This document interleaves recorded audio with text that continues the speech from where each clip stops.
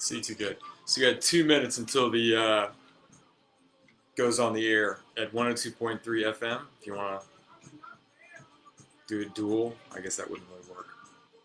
Anyway, welcome to the show. Welcome, welcome. Welcome, welcome. Got the radio playing now.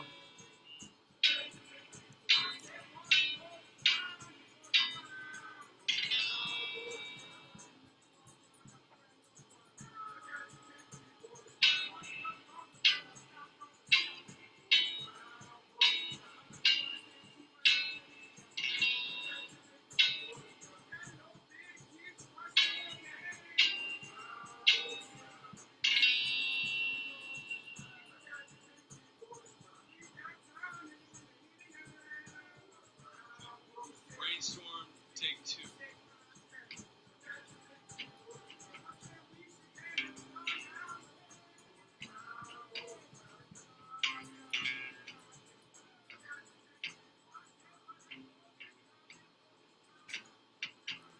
All right, bow wow wow. Got some Indians out there, huh? Yeah, you're right. Yeah, you're right. This is 102.3 FM New Orleans. WHIV. We honor independent voices. And it is 10 a.m. and you were listening to the Monkey Mind with Rob. And this is a show dedicated to think on that, on to brain cancer, kind of fun, health issue, and living in one's moment. Back in like 2004, 5, something like that, I got diagnosed with a GBM tumor in my right frontal lobe, and that's a 4 on the scale, kind of like a hurricane scale. 4 is very aggressive and tends to be, back then it was a 6-month, pretty much life expectancy. Nowadays it's more of like a year, I think. So, I don't know, they may be making some more improvements on that. Hard to say. But, yeah, so I was kind of dealing with that, and kind of one of the things that really helped me, I had a lot of negative speech, on the monkey mind. The monkey mind is a Buddhist term, and it's the basically you're a thinker. Ego is how I like to think of it too. It's kind of like that element that's always wanting to do something and can't really just settle down and just be at peace and quiet and still. It's like the chatter in your head. Yeah, so that's the other part of the issue with the and I think it's so relevant in just the human condition. It's a real, I'm gonna say it is a real cancer to the human condition. This whole ego trip, and like where I got into it was I had a lot of negative speak and stuff like that when I was before I got diagnosed with the brain cancer, and I thought like basically kind of gave myself the cancer too, because I had so much like lowered your immune system where you get so stressed and unhappy. The doctors all kind of thought that was silly, but I don't know. I kind of go with my own ways in a lot of that stuff. I mean, doctors are just people too, like police and everybody. I mean, it's like we make these people loftier than they are, and they're just people just like us, normal, dealing with all kind of stuff, and they don't always get it right. I mean, that being said, I listen to my doctor, and for the most part, but like with treatments, because you don't want to die. But I think a lot of it, it seems like with the medical profession, it just, especially with like oncology, it just seems like they're, I don't know, just like, they get given instructions and they're just carrying out like a menu of what to do to you. So I never got like the sense that my oncologist or any of them have been like these, I don't know, really reinventing the wheel or something. Like they were really like you know, looking at the pieces and but I guess on their evaluating like your MRIs, pretty much how they judge a lot of it. That's kind of pretty heavy, I guess. But yeah, I don't know. It's a strange. If you've gone through like the medical stuff, it's pretty strange trying to pick the right doctor, trying to navigate the system. And it goes a lot to this ego stuff. A lot of everything seems to be, and this could be paranoia, and like an intention to take power away from people and give it to a select group. Like doctors, they make things more and more complicated. They've taken a lot of the holistic practices out. Um, yeah, it's like they go after people that threaten their money, their control, which is I guess natural. All of us, want to be safe and keep our stuff so we're secure. And so I think a lot of these jobs, they tend to do that. The police department, the lawyers, judges, I guess the same kind of thing. Doctors, um, it's more and more making things plumbing, making things, as complicated so that you have to rely on them for fixing things or changing things, and very human and very just ego. It's like the monkey mind. The monkey always wants to make itself feel bigger, important, grandiose, and the easiest way to do that is through victimization, being a victim. The monkey loves being a victim because it makes others wrong and it right. And that's a really, really good practice to get into, is not struggling for being right. And also, like, trying not to take things so seriously.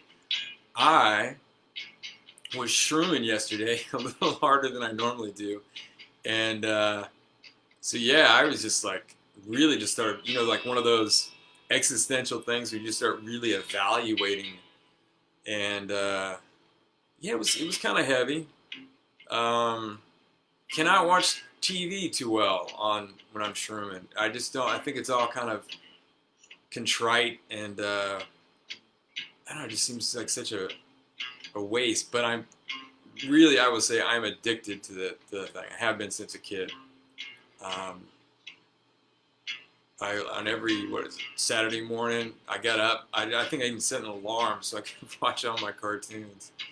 But at the end of the day, some days on Saturday, I'd be in the evening. I'd be I'd be in my pajamas still. I remember getting kind of like just kind of like a little melancholy at the end of the day as like a kid going, man, all I did, and some of them weren't that good, unfortunately. But I was just like, man, one of my cartoons. But yeah, I mean, just the ego is just such a crazy trip, or the thinker of that. A lot of people don't like when I call it the ego, I think, because it has some Freudian connotations that I maybe am not as privy to. Oh, and also a lot on this, what I say is just really, I'm no medical professional or not really on anything that I'm saying. This is me talking. So, don't sell the farm on on what I'm telling you. Like this whole COVID thing, man. I am really pretty officially over this. I think this is this shouldn't have not been a shutdown. And I think I saw some stats where they were saying that places that didn't do like the in-house thing or something had the same basic numbers showing up. I think where this is really a serious flu, which is also a COVID.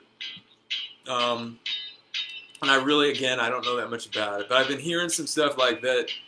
Places didn't really change on their numbers that much. This is, like the flu takes out, we don't really think about it, but every year we were losing a lot of so many people from just the flu. And where it comes down to a lot is, pre-existing conditions. If you have something on you, like if you're overweight, hypertension, and you're a little older, like I think they say 60 plus. But yeah, I mean, for most people, and I think I heard also that everybody is going to get this, like the flu. Like, who do you know that hasn't had the flu? Um, so this is just a new flu, and I think it's, yeah, I'm thinking it was China. China set this thing out as a little thing, because then I heard too that it really stuck in Wu-Tang, the Wu-Tang clan, their province. I'm joking, but you know what I mean. They really kept it in check, and then just let it spread out. So that seems a little gangster. And the Chinese government does not like America. Let's just face it. They do so much stuff that is directly counter to us, and they are in a they're at war with us. They really are. War in quotes. And there are different types of war. Like I always mention that guy, what was it? Shoot, I'm going to forget his name. Sun Tzu, I think. The guy that wrote The Art of War. This brilliant Chinese general from way back when. And yeah, it's right out of his the book, which I read. It was like years ago, but I read it. It was pretty cool. All that kind of it was basically like a philosophy book. And yeah, so it's basically like how to take countries over and have battles without really committing your army to it. Ideally, so if you can take over a country by as little effort as possible, or monetary, buy them out. Yeah, bring down their economy is ideal way to do it. Rob them blind. Like China doesn't honor barely any international, what do you call them, patents and so forth. It's always really cool. I remember way back when they had, in the States, they were talking about closing the patent office. One of the guys way back when said, hey, everything's already been invented, so why do we need it anymore? I was like, awesome. Really, I always thought that was pretty cool. But yeah, so I don't know. It's like so much ego-y stuff. And where this all boils down to, it goes right back to the monkey mind. It's us identifying as our thinker. We love joining groups too, because it empowers us. And people in groups, as we're seeing in the news nightly, are capable of just horrible things when they get in groups. The morality system has like a click off or something when you get like a mob mentality, and it's pretty sad to see. I'm not really that big into groups, I'll have you know, but that may have been because of my ego wasn't in some clubs or something. I don't know, so I may have been just a sore loser, but and then it just perpetuated. It just always seemed a little bit contrived to, like, yeah, it's like, I don't know, like more like one-on-one situations or relatively small groups so you can get to really dialogue with the people you're around, and so how's the audio sounding on this thing? Pretty cool. The music, I got all quiet here. I'm doing like a group thing at like 10:30 if y'all want to try it on Facebook and tell me I'm crazy. What else do I got here? Oh yeah, so the shroom thing was really pretty trippy. I mean, I had a good time, but I was like alone, so it is kind of fun to be around somebody or your friend or something while you're shrooming, because y'all can kind of laugh at each other or something, and enjoy the experience. But yeah, I was just really kind of psycho analyzing, kind of like what you're doing and why you're doing it, and and maybe what aren't you doing. But all that doing stuff, I think I told y'all some episodes back, there was this really cool looking Buddhist magazine. I didn't read it. I just read the cover, and I was always trying to find it again. But the cover was like, how to stop doing and start being. I was like, man, that is cool. But yeah, it's like, and it's like, it goes to that line, what, life is a journey, not a destination. It's like we're just traveling, and we're not going anywhere. And then as soon as we do something or get that thing that we want so bad, there's something else, you know, like fixing my house or something. I was like, man, it's like the next thing's gonna break, but I mean that's okay. And it's not really pessimistic. It's just kind of things age and all things in this world. I'm gonna lose the last word for it. Break, something like that. So yeah, and I would say with all this upheaval and stuff, and also it's like what happened to us championing? I don't know if I said that right. Championing free speech. Free speech used to really be something, and that's pretty cool. Like I heard, and I was pretty bummed out, but I heard that what is it? England, like you can't. They don't really have free speech there, which I didn't know that. Like you can't say certain things about they'll arrest you. I think. Now I might be wrong on that, but it's like the disclaimer. Everything I say, I could be wrong, but yeah, man, it's like that. This country used to really, and I remember the liberals, the Democrats, because I used to be a hardcore one. I'm not anymore. I'm not. I don't want to be nothing like that. Join these groups. That's crazy. But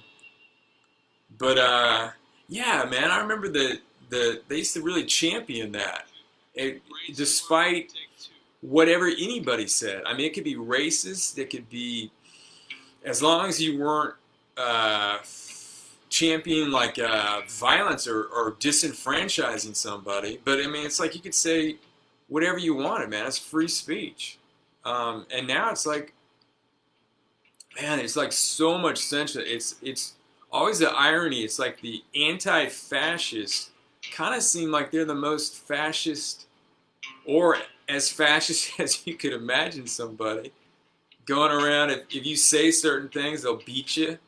Or, I mean, it's crazy. It's crazy. It's just ego stuff. Ego loves that kind of moralizing somebody else is wrong and you being right. Yeah. And it's just so I definitely wasn't watching the news, Truman. I may have peeked at it a couple times. I was like, oh, I can't do this. I can't do it. But then even shows, man. Shows like, but I'm like a Gen Xer, so maybe that has something to do with it. I'm not as privy to these kids, man. But yeah, man, I don't know, man. It doesn't seem like you just judge it. Yeah, it's just ego. Egos can't help it. I mean, and it's such a thing like a balance with yourself, managing your own monkey mind. And because what we tend to do is our kind of awareness kind of can kick off. So it's kind of like a duality as I see it with our consciousness. We have basically this thinker, and we can kick up multiple. You can make a lot of monkeys, and I call that the monkey mind. But so that was the Buddhist guy was. I'll click to this. The Buddhist guy that I got turned on to this term was kind of lamenting on YouTube that he was having such a hard time meditating because his mind always wanted something to do, was always talking, and just wanted to go from the next thing. It would get bored so quick, so it went from the next thing to the next thing. And so when he was meditating or attempting to, he would just constantly get this chatter. So he kind of came up with this, or he practices this thing of asking his monkey mind or his mind. He asks himself, "Am I breathing?" And the monkey mind like goes, "Oh, okay. Let's play with that. Let's do that." And so then the monkey starts listening to the breath, and then that gave basically the Buddhist kind of consciousness, his awareness. That's the awareness is kind of what can sit back and listen to the monkey chart. Like you can listen to yourself chatter in your head, and it's almost like it's like two different entities in a sense. Um, so yeah, so anyway, so that would give him his meditation. His monkey was then preoccupied with listening to the breath, and then he was meditating. And it's like what are you doing stuff? You're doing stuff always in the moment, in your now. You're not doing things a minute from now or 2 seconds ago. That's all that stuff doesn't exist. The only thing that exists is now. Time is not a time is some concept. Somebody made it up like zero. The Arabs did that. But yeah, man, this is like I forget what I was talking about. I zeroed out there. But I always thought that was kind of cool that somebody made up zero. But again, I might be making that up. But yeah, it was weird. And it's like I didn't want to do really anything creative either when I was shrooming. It seemed like I don't know. It was weird. It was a weird sensation. It's like I had a few other projects that I kind of wanted to play with, but that's that doing thing, not being.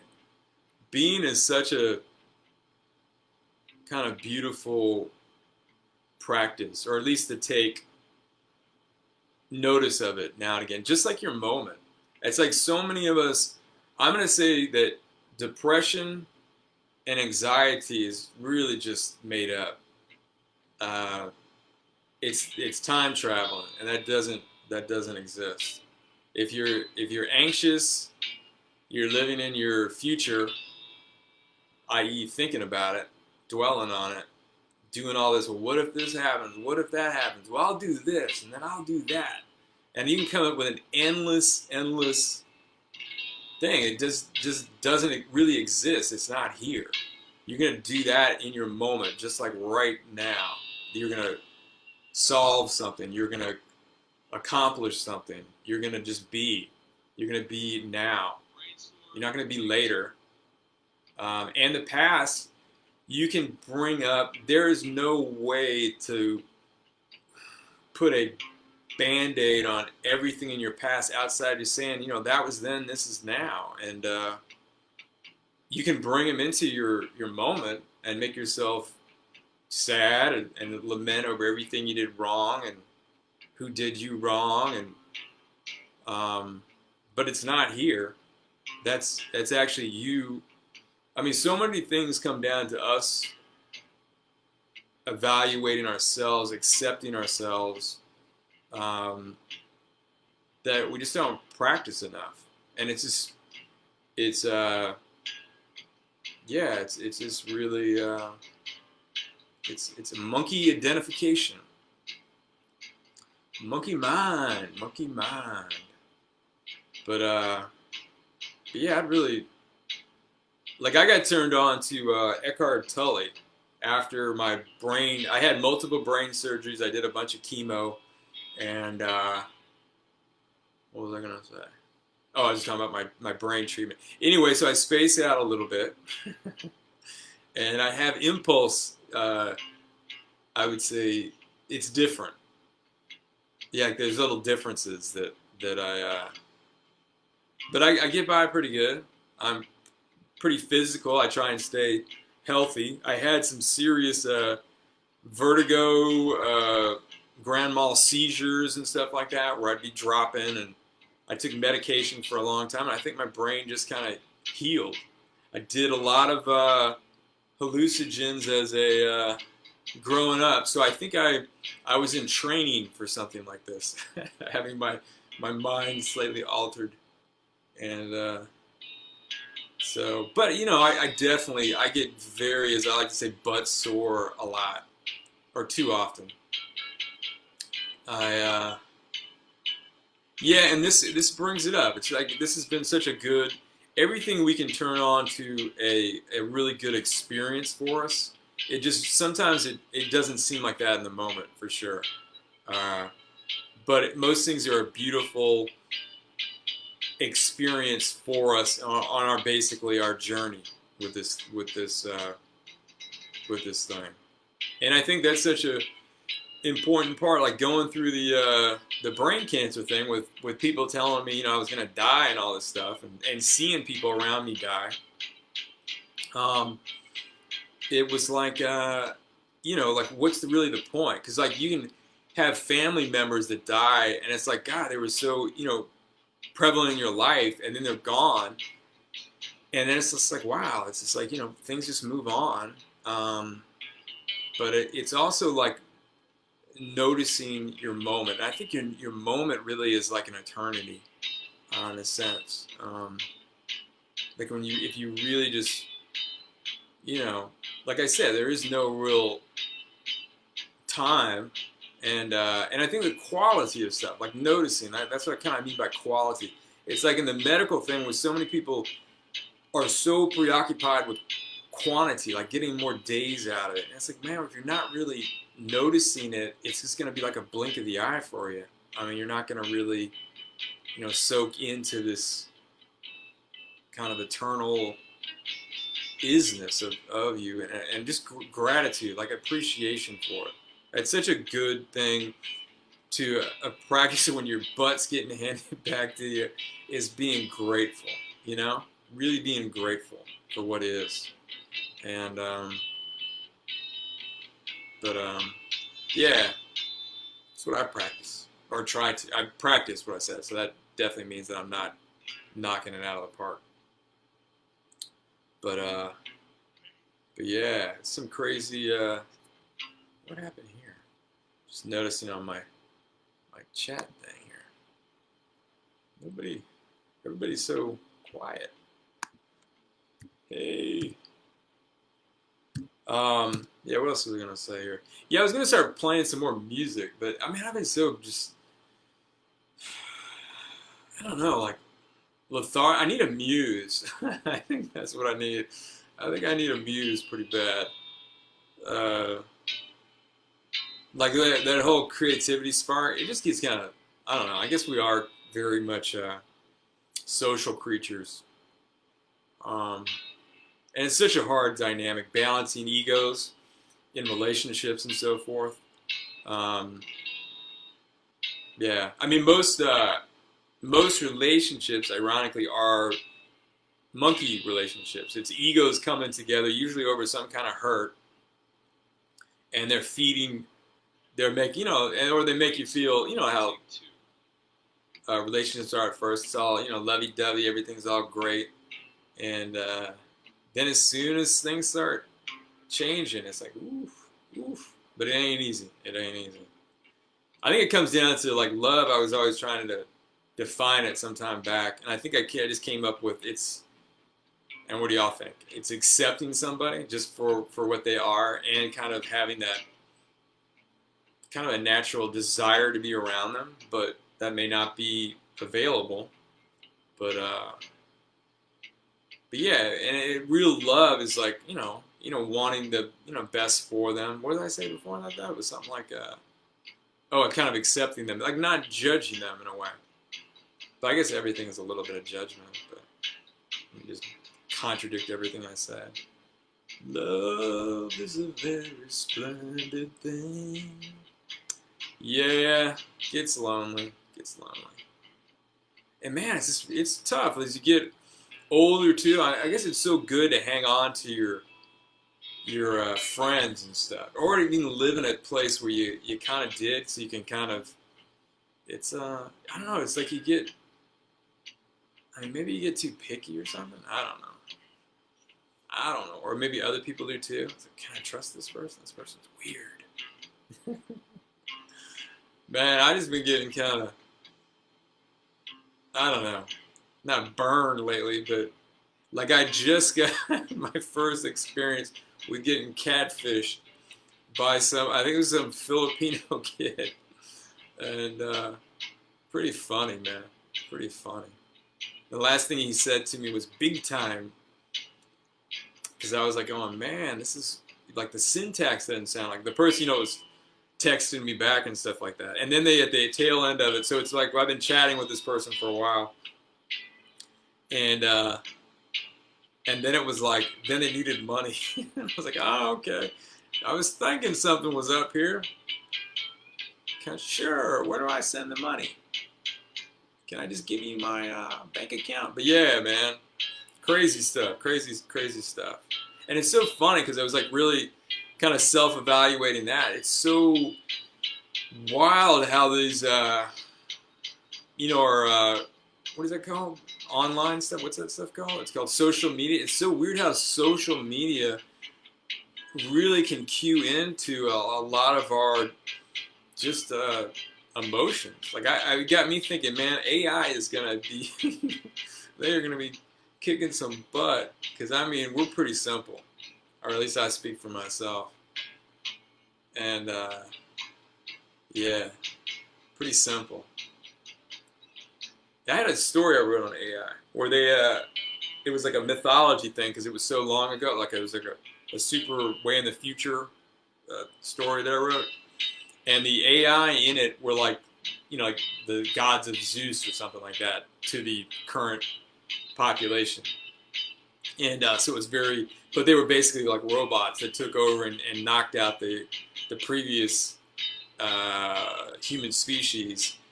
But they kind of kept some of them like for like a zoo, and that's what the story is from the people that basically got left alone after. And the AI got so tweaked, they kept advancing themselves and got smarter and smarter, and basically determined that they should just turn themselves off. That was like their big epiphany, and then they all just stopped, kind of like Bean, and they stopped doing like this endless doing thing, and they just said, okay, they got to that, we're just kind of going in circles here, and then so they just all stopped, or at least that's the mythology that the characters loosely talk about.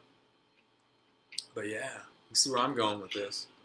Yeah, it's such a beauty to meditating, but then also just the human experience is pretty fun. The physicality of it. I mean, it's so nice being with somebody, kissing somebody, getting a hug.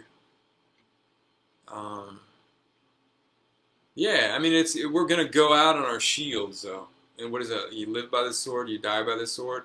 This is not. No one is getting out of this thing alive. These bodies, our hobbies, I think, and all that kind of stuff, the ego, they get thrashed. The awareness, I think, in my mind, kind of keeps tripping on. But that's my spin on it. Like I said, I don't know. But y'all doing okay out there? I was gonna do like this, but I never got around to it. Like I said, I was gonna do a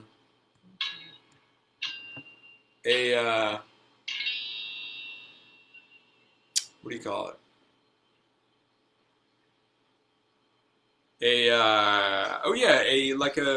I'm gonna do a pre-recorded thing I think on this where I'm gonna like I can talk to y'all and like put y'all to sleep or something. Have y'all listened to any of that ASMR stuff? I think I'm saying it right. Anyway, it's like kind of where people go, "Hey, how are you doing? Are you doing okay?" They'll like whisper to you a bunch, and they'll make like weird little like sound effects, like scratching, stuff like that. And anyway, I kind of go to sleep to some of it sometimes, and that's been kind of fun. But I don't know what's going on with this thing. But yeah, like so with the catfishing thing was pretty funny. Pretty funny. I was like, man, I am not sending. I haven't even met you. I'm not sending you any money. Because the person was in a foreign country, or at least that was the story. And I thought it was just kind of interesting to hear somebody's, what do you call it, like narrative that they're making up. Like I kind of knew, I guess, last week that it wasn't real, but it was kind of, I was like, one in a 1,000. But, and then you're like, and then somebody's like asking like, oh, I need your help so bad and all this stuff. And it's like, oh man, but that's like such a typical scam, right? But it's tough, man. I can see how people get really, really ripped off with this kind of stuff. Um, that's pretty sad. And just get their feelings hurt. Um, yeah. Was it Plato or somebody? Where the guys, he had that thing where these guys are in a cave and they've been staring at shadows their entire lives, and then one of the guys goes out of the thing and comes back, and I think he tries to get him and tell him like, hey, there's so much stuff out there, and the other guys that are in the cave staring at the thing like, no, I don't care. It's like so much just is just all in our head. Like we create this reality, so much of it, um, and it's such a trip to be on the like one of the things I got from Eckhart Tolle was like our state of being should basically be one of joy, ease, and lightness. And if we're not in that state, then it's we're just like ego tripping, or it's your monkey mind. So how about that? Joy, ease, and lightness. Like they have that practice that you can do where you can just make yourself do a fake smile, and if you do that long enough, you'll get happy. The muscle, I guess, cues up your endorphins and is saying you're happy. Isn't that cool? Pretty sure I got that one right. I don't know. I don't know. I make up this stuff. Anyway, so yeah, the catfish thing was really weird. And then I looked up the kid. I think I found him. He's like some Philippine kid, and it looked like one. It looked pretty. It reminded me of this movie, man, that I've been searching for. I can't see it. It had this like dwarf in it. Not that this kid was a dwarf, but he looked really short. But he looked, he was a player. You could tell he was like crushing on some other Philippine girl, and he looked like he wanted to be like a gangsta. Um, and but yeah, he was spouting off love, so I could see where he was working his things. But anyway, so I'm dating a young Filipino kid. No, I'm just kidding. I'm not. We broke up, but funny. But like everything, it's like I was thinking that the shroom experience too. It was like it really kind of, I don't know, gave you a little check, which is kind of good. Like I like to remind, like I get a little too, I don't know, full of myself sometimes, and it's good to kind of, not that it's not good to be, you know, into yourself, and you definitely want to love yourself. Um, yeah, that's a key thing, man. Love the person in the mirror for sure. And it's like faults and all. It's like not saying that you don't mess up your monkey mind, but it's like usually it's just your monkey. Like I don't really believe in evil people. I think people get so much into ego identification that they're just kind of psychotic. Doesn't mean they're evil. They do evil things because they've kind of lost some kind of compassion for other people, and their monkey just wants, and has lost. Yeah, it's just crazy stuff, crazy monkeys, and it's like you don't want to be mad at your monkey because your monkey really can't help it. Uh, I mean, misbehaving all the time. It definitely can help like hurting people. That's too messed up. So work on your monkey if it's hurting people. Brainstorm. But you can. I think it's kind of like the epiphany, like the beauty of the idea of religions. Like on some of it where it preaches, like I think it's when you can take on the roles of God. That's where it gets pretty good. Like well, it depends on what they are, but I'm meaning the role of forgiving yourself, loving yourself always, and you always have the new moment. So it's not like you have to drag the past with you constantly and constantly stare down um, by your past actions. You can, but I mean, it has to be a real, honest, forgiveness of yourself. Just like with God, it's like they say that if you're not real in your heart, it doesn't really work. Your forgiveness, God doesn't really forgive you. You go to hell. I told my mother the other day, I was like, I don't believe in it's weird. I said, I don't believe in the devil. And she said, what? My mom got really religious when I was, or not religious, but got really into Jesus when, because she was praying for me when I had cancer.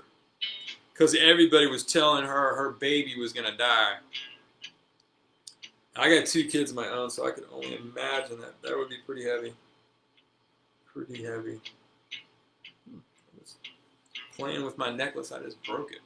And my necklace says Memento Moria, which I think means one day you will die. But I mean that in a nice way. Uh, yeah, we're talking about, or like the kid. Oh yeah, yeah, it's a trip having kids. I love it, but yeah, for sure, it's a trip. Oh man, I think I was pretty bad back then. I was always trying to like run away. I always wanted to go to like the beach and be a beach bum or something. That was my dream. Um, I had lofty ambitions. Lofty. So 7 or 8 months ago, I'll pitch this out to you. And what do y'all think on this? It's like I do this. I used to do this all the time. I've kind of gotten away from it, but with like real important things, I still kind of fall back on it. It's like where I don't get too much. Well, I guess it also relates to this living in the future. It's like you start putting too much merit in what's gonna happen. You really got to stay in the moment. I guess maybe that's the. I just think I answered my own question there. So it's really about staying in your moment. I've been thinking, so 7 months ago, they did another MRI because after my initial GBM brain cancer, like every year pretty much, they do an MRI just to make sure that it wasn't like recharged. Because basically they just did like this 14, 15 years ago, they did a CAT scan on it where it showed like no blood flow. So it looked like my cancer was scar tissue and then a hole in my right frontal lobe. And then all around it, it has like this wispy white stuff, which is the scar tissue. But what's kind of weird is that scar tissue looks the same as cancer tissue. And it may look the same as tumor, normal other tumor, which isn't cancerous. But anyway, the stuff I had was cancerous. It was a GBM, a glioblastoma. And each of the 1, 2, 3, 4s of brain cancer have like some Latin name to them. I don't remember. But, so back to my MRI 7 months ago, they saw something over my brain stem, which is kind of in terms of your brain geography, is pretty far away from your right frontal lobe. And so then all the doctors that were seeing that over my brainstem were freaking out, and they kept passing the buck from one doctor to the next, and then it finally got to a neurosurgeon, and then I had another old doctor that I got reconnected with, and he was an oncologist, so they deal out the drugs. They're not fun drugs. They're not fun at all. And so I'm supposed to be grateful for them. And I am. Thank you, drugs, for trying to cure me. And you don't fight cancer, y'all. You ask it to leave your body. You are the Patrick Swayze of your body. It's like, hey, it's closing time. You have had partaken enough. Cancer, please leave my body. I'm going to show you to the door like a gentleman. Yeah, because fighting begets fighting. You know what I'm saying? That's how it works. So you want to be like real, positive, peaceful, positive with yourself, friendly, strong. Why was I telling you all that?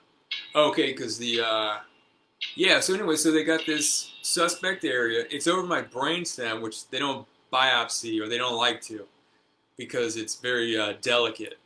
Whereas right frontal lobe is a little bit more, you can kind of drill in there and cut in there. I had like 2 brain surgeries where they removed a lot of brain tissue from the right frontal lobe. And so actually they removed the tissue that I guess brain just creates fluid that just fills it up, the void. So yeah, so anyway, so the oncologist put me back on chemo, temozolomide, which is an oral chemo tablet. Which back in the day, I just figured I was such a badass. I was like, that stuff is. I don't even remember taking anti-nausea medication back then, but maybe I did. because I took that additionally when I first had the GBM. So with this new condition, they prescribed me this, but I think they jacked up all the doses. Like a lot of stuff is still the same protocols, like drugs and all that kind of stuff, or at least close to it. But it seems like everything is like longer. They do it for longer durations, and they do higher dosage. And so now for the last 8 months, I've been on chemo. So I do chemo for 5 days each month, and then I'm off the rest of the month. But I guess it's just like, that nasty stuff is flowing, and the stuff sounds so gross. It's like it says if you break, like it has warnings on the bottle, like if you break the pill, it's supposed to be like near lethal, and then you're like swallowing this stuff. It's nasty. Anyways, like go back to the anti-nausea. One time I didn't take now I have a little pill that I take, and it was so tiny.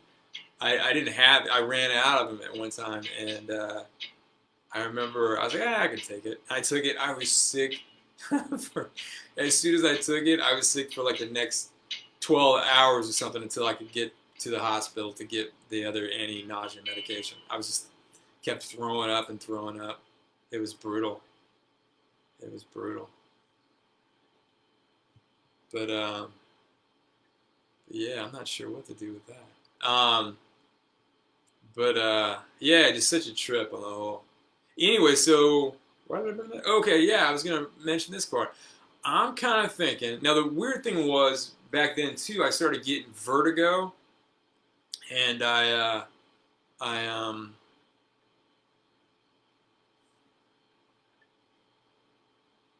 I started getting really bad vertigo, and it's like so. They clearly was something over my brainstem, and but 8 months later, I finally I just had a meeting with that doctor, and that's what I'm saying. Like I don't know, people are just I don't know, it's crazy. But so I asked the guys like, hey, is it possible to have like scar tissue form like much later, and some dramatic? And he said, yeah. And I was like, well, God, I kind of think I'm kind of, and I don't want to get. This is what I was saying about the other thing about getting too much in the future.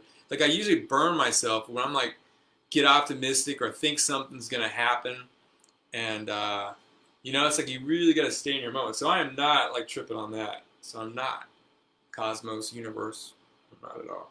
But I'm kind of hoping that what they think, well, they diagnose it as a 1 or 2, like this new area over my brainstem.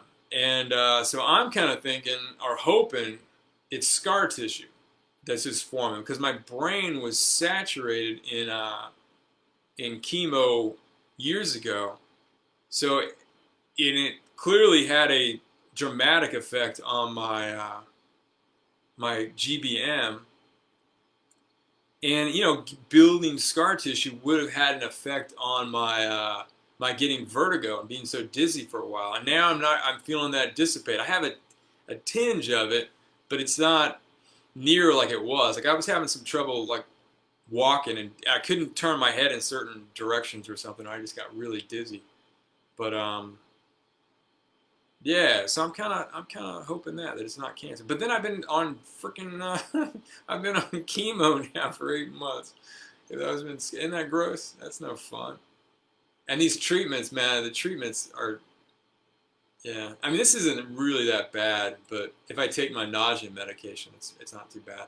But I just don't like doing that. I mean, who wants to put, you know, nasty stuff in your body? And I've discovered that I do not do well eating ribeye on shrooms.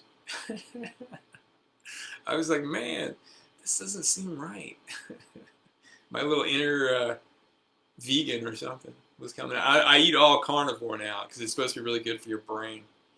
But yeah, I was being very a little piecing. I did eat like a ribeye, so I was on my second ribeye. I was like, man, I don't know. But the shrooms, I think, started kicking in. So so I was like, all right. So pretty crazy. Pretty crazy stuff. Well, God, I wish I had gotten some of you guys talking to me on the thing. Oops, that ain't it. I just saw my Filipino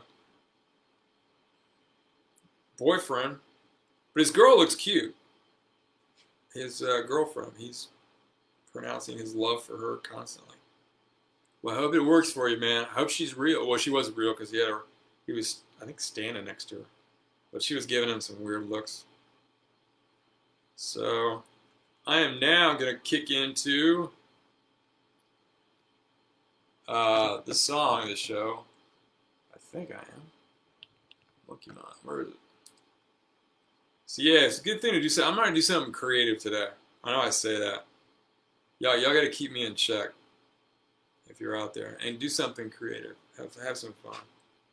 Love yourself. Wait, what? I'm having technical difficulties here. Trying to play on my song.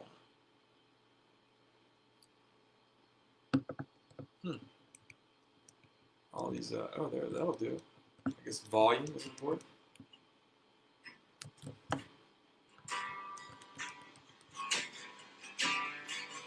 So, this is a song I wrote called Monkey Mind. Imagine that.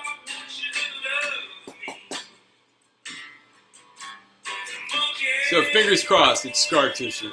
Oh, and the doctor also said that it is obscenely rare to, after you've had a 4, to get a 1 or a 2. You typically go right into having another 4 again.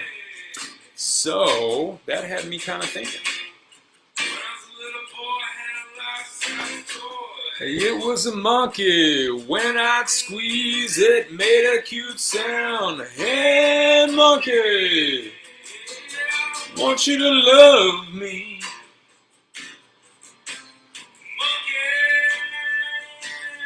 Wanna love you when I feel you, you my monkey. So mean and cruel, but you're my little monkey. Oh. Chimpanzee wearing a suit at the door, sitting in the bar. He tells a joke to the bartender. He's also a chimpanzee. The joke is about two penguins. Hey, monkey, I want you to love. And on guitar is Red Priest, who is coming in and has the next show, which is Listen to Us Live, which prior to the COVID, I used to be on it, but now we do only one person in the station now, or the booth, or whatever.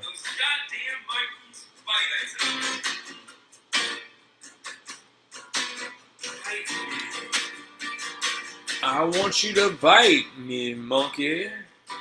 I don't really care, you're not mine, all mine. You're with me all the time. Ooh, I feel you, but we ain't one.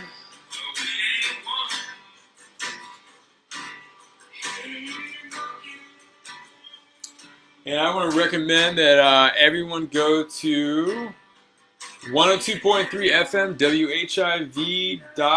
WHIV.org and click on store and buy some merch. Got some really cool t-shirts, hoodies, fanny packs. Great gifts for you or somebody else. Support independent voices. So I think we're kind of slanted. We were definitely on the have a slant here, but we're working on it. We're working on it. Other voices and freedom of speech, y'all.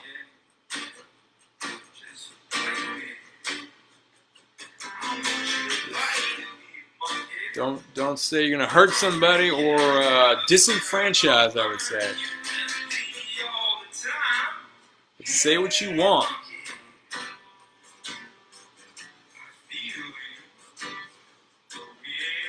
We ain't one.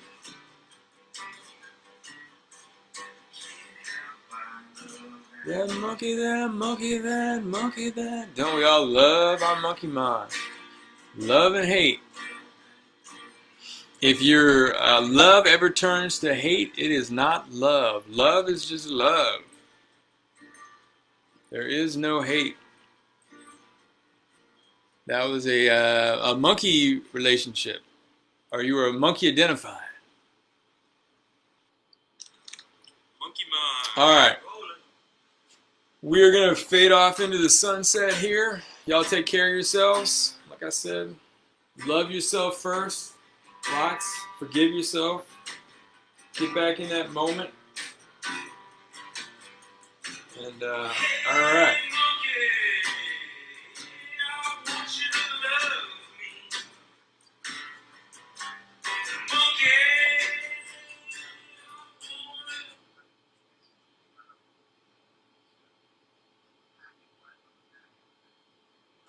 And the company that's supplying you the hogs on the front end of it. So anyway, again, not all farmers are growing massive